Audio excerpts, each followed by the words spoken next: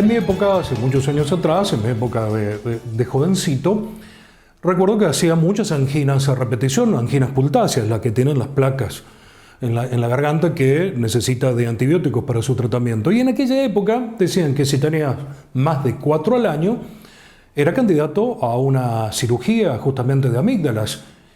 ¿Ha cambiado ese criterio? En realidad sigue siendo igual la indicación. El protocolo dice que si tenemos más de 6 amigdalitis al año por 2 años, es indicación quirúrgica, teniendo en cuenta que si tenemos tantas amigdalitis, el estreptococo beta hemolítico nos puede producir una enfermedad que se llama fiebre reumática, que puede afectar las articulaciones o el endocardio, por lo cual tenemos que frenar ese proceso infeccioso. Sigue siendo la indicación quirúrgica. ¿Se enferma quien quiere o quien puede? ¿Es que bajan la defensa? ¿Es que el chico está haciendo sus cambios hormonales? ¿Por qué sucede? Las amígdalas tienen pequeños agujeritos que se llaman criptas. Esas criptas en una amígdala normal son autolimpiantes. En las amígdalas que tienen amigdalitis de repetición, se acantona un germen que se llama estreptococo beta hemolítico al fondo de esas criptas, que es muy difícil de eliminar. Entonces, cuando el paciente baja las defensas y existe ese estreptococo en el fondo de la cripta, produce una amigdalitis. Claro. Aumenta la colonia, digamos. Exactamente. Cuando el paciente está con buenas defensas, la mantiene a raya la colonia y no produce la amigdalitis. Pero cuando baja de defensas, produce amigdalitis de repetición, y la única forma en este caso es quitar esa cripta. Y para quitar la cripta hay que quitar la amígdala. Nos comentó el doctor Alejandro Juárez Beltrán que existen las lentes de contacto implantables. ¿Qué son y quiénes pueden usarlas? Las lentes de contacto implantables, que se las conoce como ICL, son lentes que han salido en los últimos 10-15 años. Parte de un desarrollo también de un médico argentino, así que también súper orgulloso de eso. Y lo que conlleva es, hay un espacio de pacientes jóvenes que son con alta miopía. Nosotros decimos más de 8 dioptrías, más de 9 dioptrías de miopía, disculpe. Es imposible seguir tallando con el láser porque ya la córnea se agota. Entonces para miopías altas se creó esa lente que en la historia de la oftalmología había tenido muchas versiones previas y nunca funcionaban del todo o traían complicaciones después de muchos años de uso. Esta tecnología nueva ya tiene sus años en el recorrido y se ha demostrado que es muy segura para el paciente. Entonces ha sido una gran opción y una gran novedad para nosotros los oftalmólogos.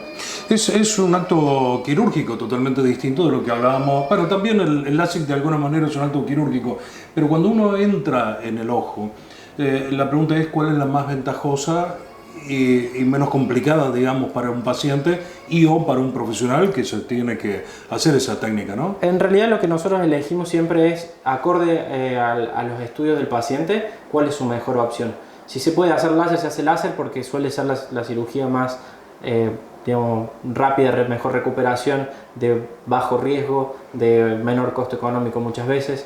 Entonces siempre que se puede, se hace lo más simple y lo más efectivo para el paciente. No por eso bajando la calidad no se discute. Entonces siempre los parámetros de mejor calidad, mejorar lo más posible en pos de que el paciente se lleve una buena experiencia.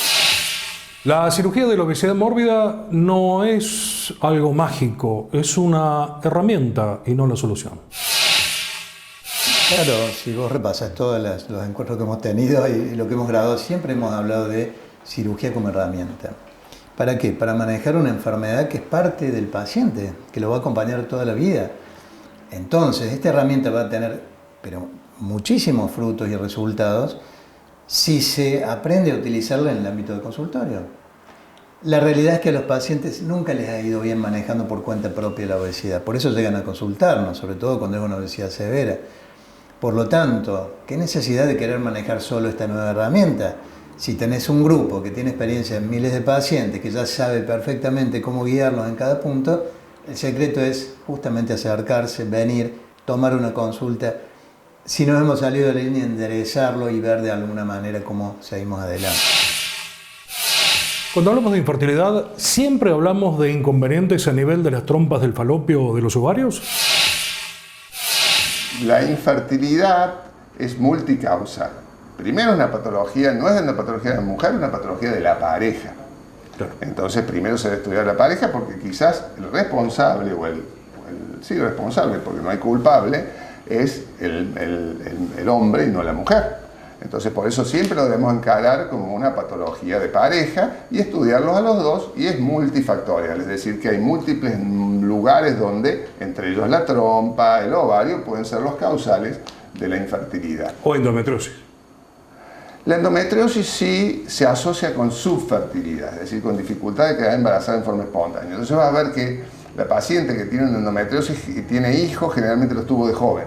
Claro. Cuando todavía la patología no había avanzado, entonces yo tuve 3 embarazos y no me costó, y bueno, si ¿qué edad tienen los chicos? Te dicen 15 años, todavía tenían los 20. No quiere decir que esto sea matemático, sino que generalmente se asocia. Entonces cuando aumenta la patología, vamos a tener causales propias del lugar, del ambiente, que van a alterarse por la inflamación crónica que produce, alteraciones a nivel de la trompa con obstrucción, alteración a nivel de la implantación, por la adenomiosis o la endometriosis interna del útero, por los factores inflamatorios. O sea, la misma endometriosis es multifactorial en relación a la subfertilidad de la paciente. Está bueno porque usted maneja la terminología, pero la gente infertilidad y subfertilidad le da lo mismo. Sí, inclusive entre los médicos que hacen medicina reproductiva quizás no les gusta. A mí me gusta el tema de la subfertilidad. ¿Por qué? Porque una paciente con endometriosis no la podemos... A ver, yo sé que es semántico, pero yo no le puedo decir que es infértil, porque muchas de ellas, aún sin tratamiento, van a conseguir embarazo, pero posiblemente les sea más difícil. Por eso, la dificultad en el embarazo espontáneo, a mí me gusta llamarlo subfertilidad, pero bueno, vos podés tener que quizás que hables con otros médicos y te digan que ese término no existe. Así que creo que es más a mí me parece que se aplica más a la patología de esa paciente. Seguramente hay momentos de placer cuando uno se encuentra con amigos, y qué más si son amigos, participamos de los mismos aprendizajes y quizás nos damos las enseñanzas. Así es, Rómulo, ¿cómo te va? Así es, muy bien, buenas tardes. Y más que somos ya, muchos nos consideran mayores, pero nosotros somos adultos mayores, que estamos defendiendo lo que podemos hacer. No somos viejos, somos adultos mayores con cierta edad, que acá nos están guiando para lo que podamos hacer. Si yo lo puedo hacer también, lo haré en menos que los otros, pero lo voy a intentar, no quedarme mirando tele o haciendo palabras cruzadas en casa. Hace poco que has comenzado, pero ¿has notado cambios en tu vida con esto? Sí, mucho, porque me da otra gana de andar. Claro. Sí. ¿Te da la seguridad quizás? Me da la seguridad que lo veo, lo noto en la calle. Yo me noto que en la calle ya no camino como antes caminaba agachado. Ahora camino mirando al frente, levantando la cabeza, que es lo que nos enseñan acá. Una nueva pausa en nuestro programa, pero de 7 días. Hasta la próxima semana.